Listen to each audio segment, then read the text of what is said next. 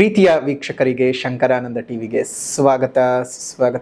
ಇವತ್ತಿನ ವಿಡಿಯೋನಲ್ಲಿ ಆಗಸ್ಟ್ ತಿಂಗಳ ಮಾಸ ಭವಿಷ್ಯ ಯಾವ ರೀತಿಯಾಗಿದೆ ಅನ್ನುವಂತಹ ಮಾಹಿತಿಯನ್ನು ತಿಳ್ಕೊಳ್ಳೋಣ. ಅದಕ್ಕಿಂತ ಮುಂಚಿತವಾಗಿ ಯಾರಾದರೂ ಶಂಕರಾನಂದ ಟಿವಿ ಯೂಟ್ಯೂಬ್ ವಾಹಿನಿಯನ್ನು ಸಬ್ಸ್ಕ್ರೈಬ್ ಮಾಡ್ಕೊಳ್ಳಿಲ್ಲ ಅಂದರೆ ಸಬ್ಸ್ಕ್ರೈಬ್ ಮಾಡ್ಕೊಳ್ಳಿ. ಇನ್ಸ್ಟಾಗ್ರಾಮ್ ಪೇಜ್ ಮತ್ತು ಫೇಸ್ಬುಕ್ ಪೇಜನ್ನು ಫಾಲೋ ಮಾಡ್ತಾ ಇಲ್ಲ ಅಂದರೆ ಫಾಲೋ ಮಾಡಿ. ಅದರಿಂದ ನೆಕ್ಸ್ಟ್ ಅಪ್ಲೋಡ್ ಆಗುವಂತಹ ವಿಡಿಯೋಗಳು ನಿಮಗೆ ನೋಟಿಫಿಕೇಶನ್ ಮುಖಾಂತರ ಬರುತ್ತೆ. ಹೊಸ ಮಾಹಿತಿಗಳನ್ನು ತಿಳ್ಕೊಳ್ಳೋಕ್ಕಾಗತ್ತೆ. ಕಷ್ಟಪಟ್ಟು ಒಂದು ಸೈಟನ್ನು ಕೊಂಡ್ಕೊಂಡಿದ್ದಾಯ್ತು. ಈಗ ಆ ಜಾಗದಲ್ಲಿ ಮನೆ ಕಟ್ಟಿಸ್ಬೇಕು. ಪಾಯ ಯಾರ ಕಡೆಯಿಂದ ಹಾಕಿಸ್ಬೇಕು, ಬೇಕಾದ ಕಲ್ಲುಗಳಾಗಿರ್ಲಿ, ಕಬ್ಬಣ ಆಗಿರ್ಲಿ, ಮರಳು, ಜಲ್ಲಿಕಲ್ಲು, ಅದೇ ರೀತಿಯಾಗಿ ಮನೆಗೆ ಬೇಕಾಗಿರುವಂತಹ ಇಟ್ಟಿಗೆ, ಸಿಮೆಂಟು ಎಲ್ಲಿಂದನಪ್ಪ ತರಿಸ್ಬೇಕು, ಯಾರ ಕಡೆಯಿಂದ ಕೊಂಡ್ಕೊಳ್ಬೇಕು ಅಂತ ಯೋಚನೆ ಮಾಡ್ತಾ ಇದ್ದೀರಾ? ಇದರೆಲ್ಲದರ ಜೊತೆಗೆ ವಾಸ್ತು ಅನ್ನುವಂಥದ್ದು ಮನೆಗೆ ಬಹಳ ಮುಖ್ಯ. ಯಾರ ಕಡೆಯಿಂದ ನಾವು ವಾಸ್ತುವನ್ನು ತೋರಿಸ್ಬೇಕು ಅಂತಾನು ಯೋಚನೆ ಮಾಡ್ತಾ ಇದ್ದೀರಲ್ವಾ? ನೀವು ಯೋಚನೆ ಮಾಡೋದೇ ಬೇಡ. ಪಾಯ ಹಾಕೋದ್ರಿಂದ ಹಿಡಿದು ಮನೆಗೆ ಯಾವ ರೀತಿಯಾಗಿ ವಾಸ್ತು ಇರಬೇಕು ಅಂತ, ಜೊತೆಗೆ ಆ ಮನೆಗೆ ತಕ್ಕ ಹಾಗೆ ಯಾವ ಬಣ್ಣವನ್ನ ಹಾಕಬೇಕು, ನೆಲಕ್ಕೆ ಯಾವ ಕಲ್ಲು ಹಾಕಬೇಕು, ಗೋಡೆಗೆ ಯಾವ ಬಣ್ಣ ಬಡಿಬೇಕು, ಯಾವ ಕಬ್ಬಣ ಉಪಯೋಗಿಸಬೇಕು ಅಂತೆಲ್ಲ ವಿಶೇಷವಾದ ಮಾಹಿತಿಗಳನ್ನ ಪಾಯದಿಂದ ಹಿಡಿದು ಗೃಹ ಪ್ರವೇಶದವರೆಗೂ ನಿಮಗೆ ಬೇಕಾದಂತಹ ಎಲ್ಲಾ ಸವಲತ್ತುಗಳನ್ನ ಒಂದೇ ಸೂರಿನಡಿ ಕೊಡ್ತಾ ಇದ್ದಾರೆ. ಅತ್ಯಂತ ಕಡಿಮೆ ದರದಲ್ಲಿ ಉನ್ನತ ಗುಣಮಟ್ಟ ಇರತಕ್ಕಂತಹ ವಸ್ತುಗಳನ್ನ ಉಪಯೋಗಿಸಿ ನಿಮಗೆ ಅಂತಾನೆ ಮನೆಯನ್ನ ಕನ್ಸ್ಟ್ರಕ್ಷನ್ ಮಾಡಿಕೊಡ್ತಾ ಇದ್ದಾರೆ. ನಮ್ಮ ರಾಜಾಜಿನಗರದಲ್ಲಿರುವಂತಹ KMI ಕನ್ಸ್ಟ್ರಕ್ಷನ್ಸ್ ನವರು ನಿಮಗೆ ಏನಾದ್ರೂ ಮನೆ ಕಟ್ತಾ ಇದ್ದೀನಿ, ಎಲ್ಲಾ ರೀತಿಯಾದ ಗೊಂದಲಗಳಿದೆ ಅಂದ್ರೆ ಫಸ್ಟ್ ಇಲ್ಲಿರುವಂತಹ ಫೋನ್ ನಂಬರ್ಗೆ ಫೋನ್ ಮಾಡಿ ಎಲ್ಲಾ ಮಾಹಿತಿಗಳನ್ನ ನೀವು ಕುಲಂಕುಷವಾಗಿ ತಿಳ್ಕೊಂಡು ನಿಮಗೆ ಬೇಕಾದಂತಹ ಮನೆಯನ್ನ ನಿಮ್ಮ ಕೈಗೆಟಕುವ ದರದಲ್ಲಿ ಇವರೇ ಕಟ್ಟಿಕೊಡ್ತಾರೆ. ಎಲ್ಲಾ ವಿಚಾರಗಳನ್ನ ತಿಳ್ಕೊಂಡು ಮುಂದುವರಿರಿ. ಶುಭವಾಗ್ಲಿ. ಕನ್ಸ್ಟ್ರಕ್ಷನ್ಗೆ ಸಂಬಂಧಪಟ್ಟಂತಹ ಸಂಪೂರ್ಣ ಮಾಹಿತಿ ಬೇಕಾದ್ರೆ ಇಲ್ಲಿರುವಂತಹ ಫೋನ್ ನಂಬರ್ಗೆ ಫೋನ್ ಮಾಡಿ. ಶುಭವಾಗಿ. ಇನ್ನು ಮೊದಲನೇದಾಗಿ ಆಗಸ್ಟ್ ತಿಂಗಳ ವಿಶೇಷತೆಗಳನ್ನ ನಾವು ಗಮನಿಸ್ಬಿಡೋಣ ಮತ್ತು ಯಾವ್ಯಾವ ಗ್ರಹಗಳು ಬದಲಾವಣೆ ಆಗ್ತಾ ಇದೆ, ಎಷ್ಟನೇ ತಾರೀಕಿಗೆ ಬದಲಾವಣೆ ಆಗ್ತಿದೆ ಅನ್ನೋದನ್ನು ಗಮನಿಸೋಣ. ಮೊದಲನೇದಾಗಿ 1ನೇ ತಾರೀಕು 8ನೇ ತಿಂಗಳು 2026 ಕನ್ಯಾ ರಾಶಿಗೆ ಶುಕ್ರ ಪ್ರವೇಶ ಮಾಡ್ತಾ ಇದ್ದಾನೆ. ಶುಕ್ರನು ನೀಚನಾಗ್ತಾ ಇದ್ದಾನೆ.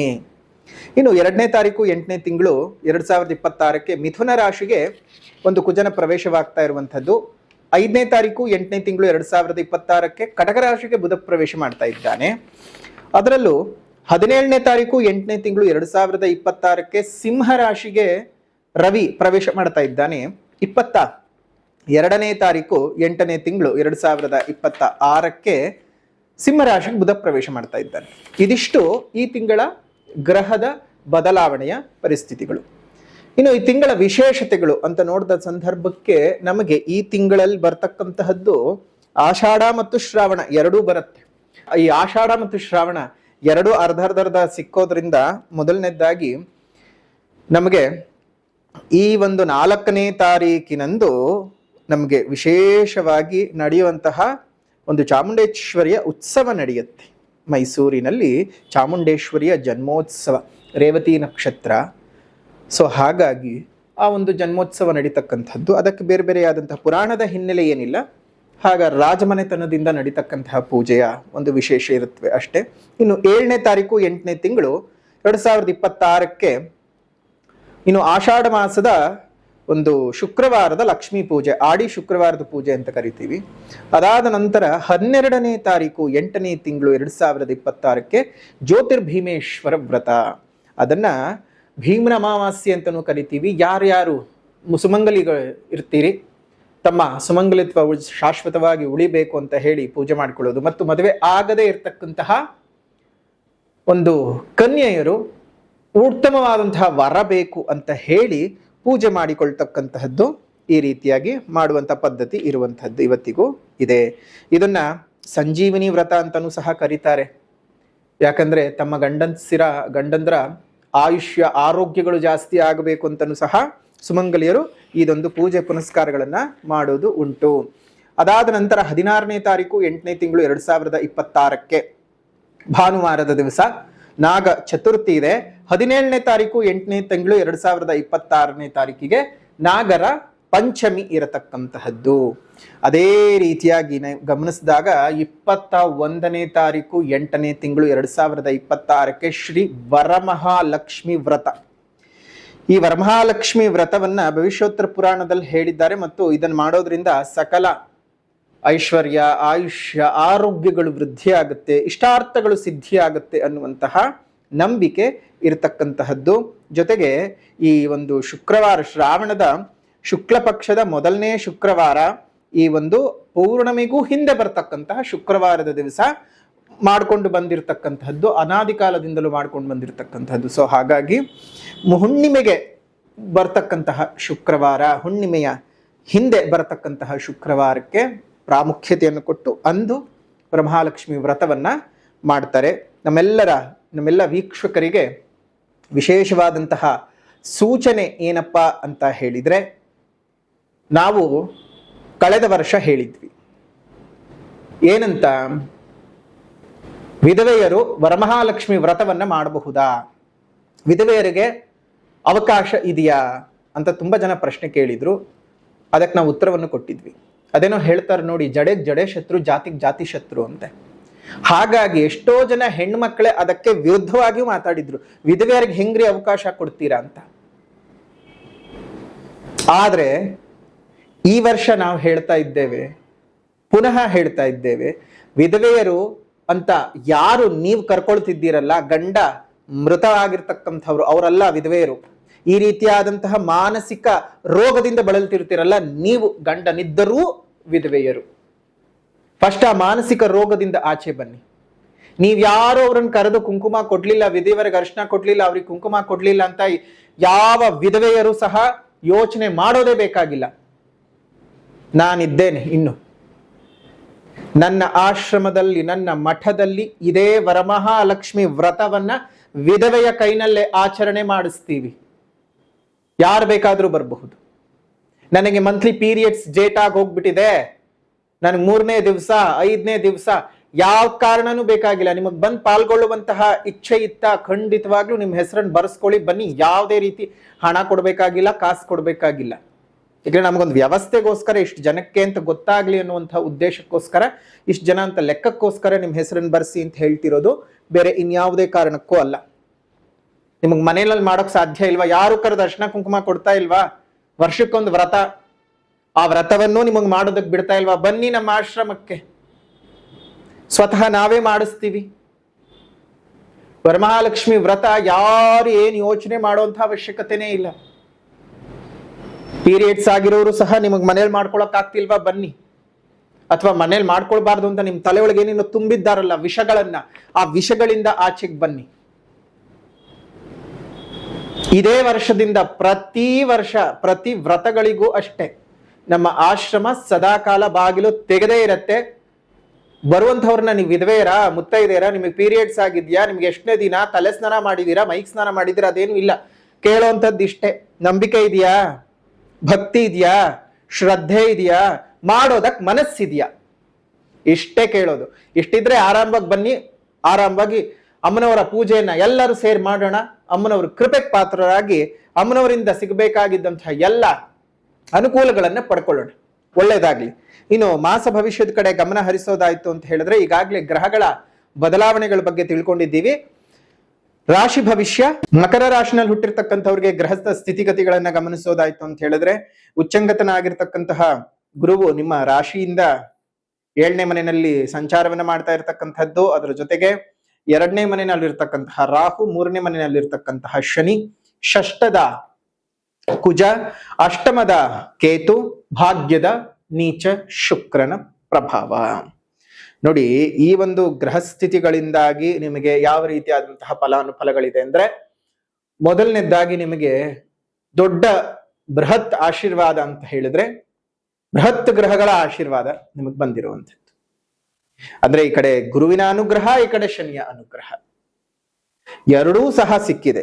ಅದ್ರ ಜೊತೆಗೆ ರವಿ ಮತ್ತು ಬುಧರು ನಿಮಗೆ ಆಲ್ಮೋಸ್ಟ್ ಮಾಸಾಂತ್ಯದ ಹೊತ್ತಿಗೂ, ಮಾಸಾಂತ್ಯದವರೆಗೂ ಪರವಾಗಿಲ್ಲ. ಕೊನೆಯ 9 ದಿವಸಗಳು ಮಾತ್ರ ಬಹಳ ಎಚ್ಚರಿಕೆಯಿಂದ ಇರಬೇಕಾಗುತ್ತೆ. ಅದನ್ನು ಹೊರತುಪಡಿಸಿದ್ರೆ ಮಿಕ್ಕದ್ದು ನಿಮ್ಮ ಜೀವನದ ಶುಭದಾಯಕವಾಗಿರ್ತಕ್ಕಂತಹ ಹೊಸ ಅಧ್ಯಾಯ. ಕಣ್ಣೀರಿನ ಕೋಡಿಗೆ ಬಹಳ ಅತ್ಯದ್ಭುತವಾದಂತಹ ಭಗವಂತನ ಉತ್ತರ ಸಮಯ ಕೊಡ್ತಾ ಇರತಕ್ಕಂತಹ ಸಾಧಕವಾಗಿರ್ತಕ್ಕಂತಹ ಆಶ್ರಯ. ನಿಮ್ಮ ಕಷ್ಟಗಳು ನೋವುಗಳು, ಸಂಕಟಗಳು ನಿವಾರಣೆ ಆಗಿ ನಿಮಗೆ ಬಹಳ ದೊಡ್ಡ ಮಟ್ಟದ ಶುಭಾಶೀರ್ವಾದಗಳು ಸಿಗುತ್ತವೆ. ಅಯಾಚಿತ ಧನಯೋಗ ಕೆಲವೊಮ್ಮೆ ಯಾವಾಗ್ಲೂ ಇನ್ವೆಸ್ಟ್ ಮಾಡಿರ್ತೀರಿ, ಅದು ಮೆಚುರಿಟಿ ಆಗಿ ದಿಢೀರಂತೆ ಈಗ ದುಡ್ಡು ಬರ್ತಕ್ಕಂಥದ್ದು, ಇನ್ಶೂರೆನ್ಸ್ ಗಳಾಗಿದ್ದಿರಬಹುದು, ಬೇರೆ ಇನ್ಯಾವುದೋ ರೀತಿಯಲ್ಲಿ ನಿಮ್ಗೆ ಹಣಕಾಸಿನ ಒಳಹರಿವು ಚೆನ್ನಾಗಿ ಬರ್ತಕ್ಕಂಥದ್ದು. ಎಲ್ಲೋ ಇಟ್ಟು ಮರ್ತು ಹೋಗಿರ್ತೀರಿ, ಅಯ್ಯೋ ಅದು ದುಡ್ಡೇ ಹೋಯ್ತು ಅಥವಾ ಒಡವೆ ಕಳೆದು ಹೋಯ್ತು ಅಂತ ಅನ್ಕೊಂಡಿರ್ತೀರಿ. ಪುನಃ ದುಡ್ಡು ಅಥವಾ ಒಡವೆ ನಿಮ್ಮ ಕೈಗೆ ಸಿಗತಕ್ಕಂಥದ್ದು. ಹೀಗೆ ಅಯಾಚಿತವಾಗಿ ಧನ ಪ್ರಾಪ್ತಿಯ ಯೋಗ ಉಂಟಾಗ್ತಕ್ಕಂಥದ್ದು. 3ನೇ ಮನೆಯಲ್ಲಿ ಶನಿ ಇರೋದ್ರಿಂದ ಯಾರ್ಯಾರು ಕೆಲಸವಿಲ್ಲದೆ ಒದ್ದಾಡ್ತಾ ಇದ್ದೀರಿ, ಪ್ರಯತ್ನಗಳನ್ನ ಮಾಡಿ ಮಾಡಿ ಮಾಡಿ ಮಾಡಿ ಯಾರು ಸೋತ್ ಹೋಗ್ತಾ ಇದ್ದೀರಿ, ಅಂತಹವರಿಗೆಲ್ಲ ತುಂಬಾ ಚೆನ್ನಾಗಿರ್ತಕ್ಕಂತಹ ಶುಭವಾದ ಸಂದರ್ಭಗಳು ಇದು ಇದ್ದಾವೆ. ಎಲ್ಲಾ ರೀತಿಯಲ್ಲೂ ಅನುಕೂಲಗಳು, ಪ್ರತಿಯೊಂದು ರೀತಿಯಲ್ಲೂ ಅನುಕೂಲಗಳು. ನಿರುದ್ಯೋಗಿಗಳಿಗೆ ನಿಮ್ಮ ಯೋಗ್ಯತೆಗೂ ಮೀರಿದಂತಹ ಉದ್ಯೋಗಗಳು ಸಿಗತಕ್ಕಂಥದ್ದು. ಉತ್ತಮವಾದ ಭತ್ಯೆ, ತುಂಬಾ ದಿವಸದಿಂದ ಇನ್ಕ್ರಿಮೆಂಟ್ ಸಿಗ್ತಾ ಇಲ್ಲ, ಪ್ರಮೋಷನ್ ಸಿಗ್ತಾ ಇಲ್ಲ ಅಂತ ಒದ್ದಾಡ್ತಾ ಇರ್ತಕ್ಕಂತಹ ಉದ್ಯೋಗಿಗಳಿಗೆ ಈ ತಿಂಗಳು ನಿಮಗೆ ಉದ್ಯೋಗದಲ್ಲಿ ಮುಂಬಡ್ತಿಗಳು ಸಿಗ್ತಕ್ಕಂಥದ್ದು, ಪ್ರಮೋಷನ್ ಆಗುತ್ತೆ, ಇನ್ಕ್ರಿಮೆಂಟ್ಗಳು ಚೆನ್ನಾಗಿ ಬರುತ್ತೆ, ಭತ್ಯೆ ವೇತನಗಳು ವೇತನದ ಭತ್ಯೆ ಹೆಚ್ಚಳವಾಗ್ತಕ್ಕಂಥದ್ದು. ಬಹಳ ಅನುಕೂಲಗಳು. ತುಂಬಾ ವರ್ಷಗಳಿಂದ ಮದುವೆಗೋಸ್ಕರ ಹುಡುಕಿ ಸಾಕಾಗಿ ಹೋಗಿದ್ರೆ ಈ ಒಂದು ಸಮಯದಲ್ಲಿ ಪ್ರಯತ್ನ ಮಾಡಿ. ಇಲ್ಲಿಂದ ನಿಮಗೆ ಗುರುವಿನ ಅನುಗ್ರಹವು, ಶುಕ್ರನ ಅನುಗ್ರಹವು, ಶನಿಯ ಅನುಗ್ರಹವು ಚೆನ್ನಾಗಿದೆ, ತುಂಬಾ ಚೆನ್ನಾಗಿದೆ. ಏನಾದ್ರೂ ಒಂದಿಷ್ಟು ಒಳ್ಳೆ ಅನುಕೂಲಗಳು ಆಗತ್ತೆ. ಯತ್ನ ಕಾರ್ಯದಲ್ಲಿ ಯಶಸ್ಸನ್ನ ನೋಡ್ತೀರಿ. ನಿಮಗೆ ಅತ್ಯಂತ ದೊಡ್ಡ ಮಟ್ಟದ ಯಶಸ್ಸನ್ನುವುದು ಲಾಭವಾಗ್ತವೆ. ಕುಟುಂಬದಲ್ಲಿದ್ದಂತಹ ಅನೇಕ ಅಸಮಾಧಾನಕರವಾದಂತಹ ವಾತಾವರಣಗಳೆಲ್ಲ ಸರಿ ಹೋಗತಕ್ಕಂಥದ್ದು ಆಗತ್ತೆ. ಹಣಕಾಸಿನ ವಿಚಾರದಲ್ಲಿ ಸ್ವಲ್ಪ ಜಾಗ್ರತೆ ಮಾಡಿ. ಯಾಕಂದ್ರೆ ಸ್ವಲ್ಪ ಮಟ್ಟಕ್ಕೆ ನೀವು ನಂಬಿ ಮೋಸ ಹೋಗೋದು ಜಾಸ್ತಿ ಬೇಡ. ನೀವೇನು ಸಾಮಾನ್ಯದವರೇನಲ್ಲ, ನೀವು ಅಸಾಧ್ಯ ಮೊಸಳೆಗಳು ನೀವು. ಆದ್ರೂ ಗೊತ್ತಾಗಲ್ಲ, ಮೊಸಳೆಯನ್ನೇ ಕೆಲವೊಂದ್ಸಲ ದೊಡ್ಡ ದೊಡ್ಡ ತಿಮಿಂಗ್ಲಗಳು ನುಂಗಿ ಬಿಡ್ತವೆ. ಅದ್ರ ಬಗ್ಗೆ ಜಾಗ್ರತೆಯಾಗಿರುವಂತಹದ್ದು ಉತ್ತಮ. ಅನಾರೋಗ್ಯದಿಂದ ವಿಮುಕ್ತಿ ಸಿಕ್ಕು ಆರೋಗ್ಯವು ಪ್ರಾಪ್ತಿ ಆಗ್ತಕ್ಕಂಥದ್ದು. ಮನಸ್ಸಿನಲ್ಲಿದ್ದಂತಹ ಅನೇಕ ಖೇದಕರವಾದಂತಹ ವಾತಾವರಣ, ಚಿಂತೆ ಎಲ್ಲ ದೂರ ಆಗ್ತಕ್ಕಂಥದ್ದು. ಅತ್ಯಧಿಕವಾದಂತಹ ಧನ ಪ್ರಾಪ್ತಿ, ದೀರ್ಘಕಾಲದ ಅನೇಕ ಸಮಸ್ಯೆಗಳು ನಿವಾರಣೆ ಆಗಿ ಹೋಗ್ತಕ್ಕಂಥದ್ದು. ಕುಟುಂಬದಲ್ಲಿದ್ದಂತಹ ವ್ಯಾಜ್ಯಗಳು ನಿವಾರಣೆ ಆಗುತ್ತವೆ. ನಿಮ್ಮೆಲ್ಲರ ಜೀವನಕ್ಕೆ ಒಂದಷ್ಟು ಸುಖವಾದಂತಹ ನೆಮ್ಮದಿಯಾದಂತಹ ಸಮಯವು ಪ್ರಾಪ್ತಿ ಆಗ್ತಕ್ಕಂಥದ್ದು. ಇನ್ನು ರೈತರಿಗೆ ನಿಮ್ಮ ಸಾಗುವಳಿಗಳೆಲ್ಲ ತುಂಬಾನೇ ಚೆನ್ನಾಗಾಗತ್ತೆ. ಅತ್ಯಧಿಕವಾದಂತಹ ಉತ್ತಮವಾದಂತಹ ಬೆಳೆಯ ಜೊತೆಗೆ ಬೆಲೆಯೂ ಸಹ ನಿಮಗೆ ಸಿಗತಕ್ಕಂಥದ್ದು ಆಗತ್ತೆ. ಆದ್ರೆ ಯಾರು ಪಾರ್ಟ್ನರ್ಶಿಪ್ ವ್ಯವಹಾರವನ್ನು ಮಾಡ್ತಾ ಇದ್ದೀರಿ, ಸ್ವಲ್ಪ ಎಚ್ಚರಿಕೆಯಾಗಿರಿ. ಪಾರ್ಟ್ನರ್ಶಿಪ್ ವ್ಯವಹಾರವನ್ನು ಮಾಡ್ತಕ್ಕಂಥವ್ರು ಸ್ವಲ್ಪ ಜಾಗೃತೆಯಾಗಿರಿ. ಇನ್ನು ಸ್ವಲ್ಪ ಶತ್ರುಗಳು ನಿಮ್ಮ ಮುಂದೆ ಮಂಡಿ ಓರ್ತಕ್ಕಂತಹ ಸಮಯ. ಶತ್ರುಕಾಟದಿಂದ ಸ್ವಲ್ಪ ಮಟ್ಟಕ್ಕೆ ಹಿಂದಕ್ಕೆ ಹೋಗ್ತೀರಿ. ಬಟ್ ಆದ್ರೆ ಒಂದು ಅರ್ಥ ಮಾಡ್ಕೊಳ್ಳಿ, ಸಿಂಹ ಅಥವಾ ಯಾವುದೇ ಒಂದು ಉಗ್ರ ಪ್ರಾಣಿಗಳು, ಕ್ರೂರ ಪ್ರಾಣಿಗಳು ಹೆಜ್ಜೆಯನ್ನ ಹಿಂದೆ ಇಡ್ತಿದ್ದಾವೆ ಅಂದ್ರೆ ಮುಂಬರೋದಕ್ಕೆ ಯೋಚನೆ ಮಾಡ್ತಿದ್ದಾವೆ ಅಂತ ಅರ್ಥ. ಶತ್ರುಗಳನ್ನು ಕ್ಷಮಿಸಿ, ನಂಬಬೇಡಿ. ಕ್ಷಮೆ ಇರಲಿ, ಪ್ರತಿಯೊಬ್ಬರಿಗೂ ಕ್ಷಮೆಗೆ ಅರ್ಹರೇ, ಆದ್ರೆ ನಂಬಕ್ ಹೋಗಬೇಡಿ. ಅವನೇನೋ ಆತವಾಗ ತಪ್ಪು ಮಾಡಿದ್ದ, ಇವಾಗ್ಲೂ ಹಾಗೆ ತಪ್ಪು ಮಾಡ್ತಾನ ಅನ್ನೋ ಭಾವ ಬೇಕಾಗಿಲ್ಲ. ವಿಷವೇ. ಅಯ್ಯೋ ಪಾಪ, ನಾನು ಚಿನ್ನದ ಬಟ್ಟಲ್ನಲ್ಲಿ ಹಾಕೊಂಡ್ಬಿಟ್ಟಿದ್ದೀನಿ, ಚಿನ್ನವೇ ಆಗತ್ತೆ ಅಂತಂದ್ರೆ ಖಂಡಿತ ಆಗಲ್ಲ. ಬೇವಿನ ಬೀಜವ ಬಿತ್ತು, ಬೆಲ್ಲದ ಕಟ್ಟೆಯ ಕಟ್ಟಿ, ಕಬ್ಬಿನ ಪಾನಕವ ಸುರಿದು ಬೆಳೆಸಿದರೆ ಬೇವು ಕಹಿಯಾಗದೆ ಸಿಹಿಯಾಗುವುದೇ ಚನ್ನಮಲ್ಲಿಕಾರ್ಜುನ ಅಂತ ಅಕ್ಕಮ್ಮ ಕೇಳೋದನ್ನ ಮರ್ತಿದ್ದೀವಿ ನಾವೆಲ್ಲರೂ. ಅದನ್ನ ನೆನಪು ಮಾಡಿ ಇಟ್ಕೊಳ್ಳಿ. ಇನ್ನು ಶನಿಗೆ ವಿಶೇಷವಾಗಿರ್ತಕ್ಕಂತಹ ಆಶೀರ್ವಾದಗಳೆಲ್ಲ ನಿಮಗೆ ಇದ್ದಾವೆ. ಶನಿ ಶಾಂತಿಯ ಅವಶ್ಯಕತೆ ಇಲ್ಲ, ಆದರೆ ವಿಶ್ವದಲ್ಲಿ ಎಲ್ಲೂ ಇಲ್ಲದಂತಹ ಪ್ರಪ್ರಥಮ ದೇವಸ್ಥಾನ, ವಿಶ್ವದಲ್ಲೇ ಪ್ರಪ್ರಥಮ ದೇವಸ್ಥಾನ ಏಕಶಿಲೆಯಲ್ಲಿ ಹನುಮ ಮತ್ತು ಶನಿಯನ್ನ ದಕ್ಷಿಣಕ್ಕೆ ಅಭಿಮುಖವಾಗಿ ಪ್ರತಿಷ್ಠಾಪನೆಯನ್ನ ಮಾಡ್ತಾ ಇರುವಂಥದ್ದು. ಮುಂಭಾಗದಲ್ಲಿ ಹನುಮ, ಹಿಂಭಾಗದಲ್ಲಿ ಶನಿ. ಶನಿಯನ್ನ ನೀವು ನೇರವಾಗಿ ನೋಡ್ಲಿಕ್ಕೆ ಸಾಧ್ಯವಾಗಲ್ಲ, ಕನ್ನಡಿಯ ಮುಖಾಂತರವಾಗಿ ನೀವು ಶನಿಯನ್ನ ನೋಡ್ಬೇಕಾಗ್ತದೆ. ಸೊ ಹಾಗಾಗಿ ಆ ಕನ್ನಡಿಯಲ್ಲಿ ನಿಮಗೆ ಶನಿಯು ದರ್ಶನವನ್ನ ಕೊಡ್ತಾನೆ, ಅವನ ನೇರ ದೃಷ್ಟಿಯಿಂದ ಪಾರಾಗ್ತೀರಿ. ಹನುಮನ ಶುಭ ಕೃಪೆಗೆ ನೀವು ಒಳಗಾಗ್ತೀರಿ. ಮೊದಲನೇದಾಗಿ ಬೆಳಗ್ಗಿನಿಂದನೇ ವಿಶೇಷವಾಗಿ ಪವಮಾನ ಪೂಜೆ, ಪವಮಾನ ಹೋಮ, ಮೃತ್ಯುಂಜಯ ಪೂಜೆ, ಮೃತ್ಯುಂಜಯ ಹೋಮ ಸಮೇತವಾಗಿ ಹನುಮಂತನ ಪ್ರತಿಷ್ಠಾಪನೆ ಆಗ್ತಾ ಇರತಕ್ಕಂಥದ್ದು. ನೀವೇ ಸ್ವತಃ ಬಂದು ನಿಮ್ಮ ಕೈಯಾರೆ ಸ್ವಾಮಿಗೆ ಎಳ್ಳೆಣ್ಣೆಯ ಅಭಿಷೇಕವನ್ನು ಮಾಡಿ ಸ್ಪರ್ಶ ದರ್ಶನವನ್ನು ಮಾಡ್ಕೊಂಡು ಹೋಗಬಹುದು. ಪ್ರತಿನಿತ್ಯವೂ ಆ ವ್ಯವಸ್ಥೆ ಇರ್ತದೆ. ಯಾರಾದರೂ ಶನಿಪೀಡನೆಯಿಂದ ಬಳಲ್ತಾ ಇರತಕ್ಕಂಥವರು, ತುಂಬ ದೋಷಗಳು, ಸಂಕಷ್ಟಗಳು ಅಂತ ಬಳಲ್ತಾ ಇರತಕ್ಕಂಥವರು, ನೀವೇ ಸ್ವತಃ ಬಂದು ಸ್ವಾಮಿಗೆ ಎಳ್ಳೆಣ್ಣೆಯ ಅಭಿಷೇಕವನ್ನು ಮಾಡಿ ನೀವು ಸ್ವಾಮಿಯ ಕೃಪೆಗೆ ಪಾತ್ರರಾಗಬಹುದು.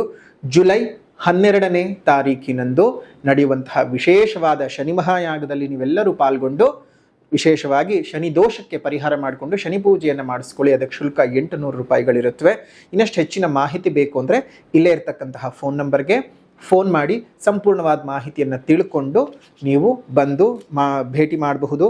ನೇರವಾಗಿ ಪೂಜೆಗೆ ಸಹ ಬರಬಹುದು. ಸಾಧ್ಯ ಇಲ್ಲದೆ ಇರುವಂಥವರು ಆನ್ಲೈನ್ನಲ್ಲಿ ಬುಕ್ ಮಾಡಿಕೊಂಡ್ರೆ ಪ್ರಸಾದ ನಿಮ್ಮ ಮನೆಗೆ ಬರುತ್ತೆ. ಶನಿಯ ರಕ್ಷಾ ಕವಚ ಕೊಡ್ತೀವಿ, ಅದನ್ನು ಕತ್ತಿನಲ್ಲಿ ಧರಿಸಬೇಕು ಮತ್ತು ಶನಿಯ ರಕ್ಷೆಯನ್ನು ಪ್ರತಿನಿತ್ಯ ಹಣೆಗೆ ಹಚ್ಕೊಳ್ಬೇಕು. ಇದರಿಂದ ನಿಮಗೆ ಶನಿ ಪೀಡನೆಯಿಂದ ತುಂಬ ಬೇಗ ಪಾರಾಗ್ತೀರಿ. ಎಲ್ಲರಿಗೂ ಸಹ ಒಳ್ಳೇದು ಆಗ್ತದೆ, ಒಳ್ಳೇದು ಆಗಲಿ ಅನ್ನುವಂಥದ್ದಕ್ಕೆ ವಿಶ್ವದ ಪ್ರಪ್ರಥಮ ಏಕಶಿಲಾಮೂರ್ತಿಯಲ್ಲಿ ಶನಿ ಮತ್ತು ಹನುಮಂತನನ್ನು ಒಂದು ದಕ್ಷಿಣಕ್ಕೆ ಅಭಿಮುಖವಾಗಿ ಪ್ರತಿಷ್ಠಾಪನೆ ಮಾಡಿ ನಿಮ್ಮೆಲ್ಲರಿಗೂ ಅನುಕೂಲ ಮಾಡಿಕೊಡ್ತಾ ಇದ್ದೇವೆ. ಇದನ್ನು ತಾವೆಲ್ಲರೂ ಸಹ ಉಪಯೋಗ ಮಾಡಿಕೊಳ್ಬೇಕು. ಇನ್ನು ಈ ಶನಿಯ ವಿಶೇಷವಾಗಿರ್ತಕ್ಕಂತಹ ಅನುಗ್ರಹಕ್ಕೆ ಮತ್ತು ಅದೇ ರೀತಿಯಾಗಿ ಹನುಮಂತನ ಪ್ರತಿಷ್ಠೆಗೆ ಬರ್ತಕ್ಕಂಥವರು ಇಲ್ಲೇ ಇರ್ತಕ್ಕಂತಹ ಫೋನ್ ನಂಬರ್ಗೆ ಫೋನ್ ಮಾಡಿ. ಅನ್ನೋದು ವಿಶೇಷವಾದಂತಹ ಸ್ಥಳ ಯಾವುದಪ್ಪ ಅಂತ ಹೇಳಿದ್ರೆ ಮೈಸೂರು ಜಿಲ್ಲೆ ನಂಜನಗೂಡು ತಾಲೂಕಿನ ಹರತಲೆ ಗ್ರಾಮದಲ್ಲಿ ಹರತಲೆ ಮಠದಲ್ಲಿ ವಿಶೇಷವಾಗಿ ಈ ಒಂದು ಕಾರ್ಯವು ನಡೀತಾ ಇದೆ. ತಾವೆಲ್ಲರೂ ಸಹ ಬಂದು ಪಾಲ್ಗೊಳ್ಳಬಹುದು. ಇದರ ಬಗ್ಗೆ ಇನ್ನಷ್ಟು ಹೆಚ್ಚಿನ ಮಾಹಿತಿಗಳು ಬೇಕು ಅಂತ ಹೇಳಿದ್ರೆ ಇಲ್ಲೇ ಇರ್ತಕ್ಕಂತಹ ಫೋನ್ ನಂಬರ್ಗೆ ಫೋನ್ ಮಾಡಿ ಅಥವಾ ವಾಟ್ಸಪ್ನ ಮುಖಾಂತರ ಕಾಂಟ್ಯಾಕ್ಟ್ ಮಾಡಿ ಮಾಹಿತಿಗಳನ್ನು ತಿಳ್ಕೊಂಡು ತಾವೆಲ್ಲರೂ ಸಹ ಬಂದು ಭೇಟಿ ಮಾಡಬಹುದು. ದೇವರ ಅನುಗ್ರಹಕ್ಕೆ ಪಾತ್ರವಾಗಿ ಇನ್ನು ದೇವಸ್ಥಾನಕ್ಕೆ ಸಹಾಯ ಮಾಡ್ತಕ್ಕಂಥವ್ರು, ನಿತ್ಯ ದಾಸೋಹಕ್ಕೆ ಸಹಾಯ ಮಾಡ್ತಕ್ಕಂಥವ್ರು ಖಂಡಿತವಾಗಿಯೂ ನಿಮ್ಮ ಕೈಲಾದಷ್ಟು ಹಣವನ್ನಾಗಲಿ ಅಥವಾ ಒಂದು ದಿನಸಿಗಳನ್ನಾಗಲಿ ದಾನವಾಗಿ ಕೊಡಬಹುದು. ಮೊದಲನೇದಾಗಿ ಸಾಮಾಜಿಕ ಪರಿಹಾರ. ಪ್ರಕೃತಿಯನ್ನು ಉಳಿಸಿ, ಪ್ರಕೃತಿಯನ್ನು ಬೆಳೆಸಿ, ಇನ್ನಿತರ ಜೀವ ಜಂತುಗಳಿಗೆ ಒಂದಿಷ್ಟು ಆಸರೆ ಆಗಿರಿ. ಮುಂದಿನ ಪೀಳಿಗೆ ಚೆನ್ನಾಗಿರ್ಬೇಕಂದ್ರೆ ಹಿಂದೆ ಹಸಿರನ್ನು ಉಳಿಸ್ಕೊಳ್ಬೇಕು. ಹಸಿರನ್ನ ಉಳಿಸ್ಕೊಳ್ಳೋದ್ರ ಬಗ್ಗೆ ಜಾಗೃತರಾಗಿ. ಇನ್ನು ಆಧ್ಯಾತ್ಮಿಕ ಪರಿಹಾರ. ಆಧ್ಯಾತ್ಮಿಕ ಪರಿಹಾರ ಅಂತ ಬಂದ ಸಂದರ್ಭದಲ್ಲಿ ನೀವು ಮಾಡ್ಕೊಳ್ಬೇಕಾಗಿರ್ತಕ್ಕಂಥದ್ದು ಏನಪ್ಪಾ ಅಂದ್ರೆ ಕನ್ಯಾಕುಮಾರಿ ದೇವಿಯ ಪೂಜೆಯನ್ನು ಮಾಡೋದು, ಕನ್ಯಾಕುಮಾರಿ ದೇವಿ ಸ್ತೋತ್ರದ ಪಠಣವನ್ನು ಮಾಡೋದು, ಭಗವತಿ ದೇವಿಯ ಆರಾಧನೆ, ಭಗವತಿ ದೇವಿಯ ಸ್ತೋತ್ರ ಪಠಣಗಳನ್ನು ಮಾಡಿ ಶುಭವಾಗ್ಲಿ, ಮಂಗಳವಾಗ್ಲಿ. ಇದಾಗಿತ್ತು ಮಕರ ರಾಶಿಯವರ ಈ ಒಂದು ವಿಶೇಷವಾದಂತಹ ಆಗಸ್ಟ್ ತಿಂಗಳ ಮಾಸ ಭವಿಷ್ಯ ಹೇಗಿದೆ ಅನ್ನುವಂತಹ ವಿಡಿಯೋ ಇಷ್ಟ ಆಗಿದ್ರೆ ಲೈಕ್ ಮಾಡಿ, ಶೇರ್ ಮಾಡಿ, ಕಮೆಂಟ್ ಮಾಡಿ. ಮತ್ತೊಂದು ವಿಡಿಯೋನಲ್ಲಿ ಭೇಟಿ ಮಾಡೋಣ. ಅಲ್ಲಿವರೆಗೂ ನಮಸ್ಕಾರ. ಲೋಕಾ ಸಮಸ್ತ ಸುಖಿನೋ ಭವಂತು, ಸಕಲ ಸನ್ಮಂಗಳಾನಿ ಭವಂತು, ಸರ್ವೇ ಜನಾಃ ಸುಖಿನೋ ಭವಂತು, ಸಮಸ್ತ ಸನ್ಮಂಗಳಾನಿ ಭವಂತು.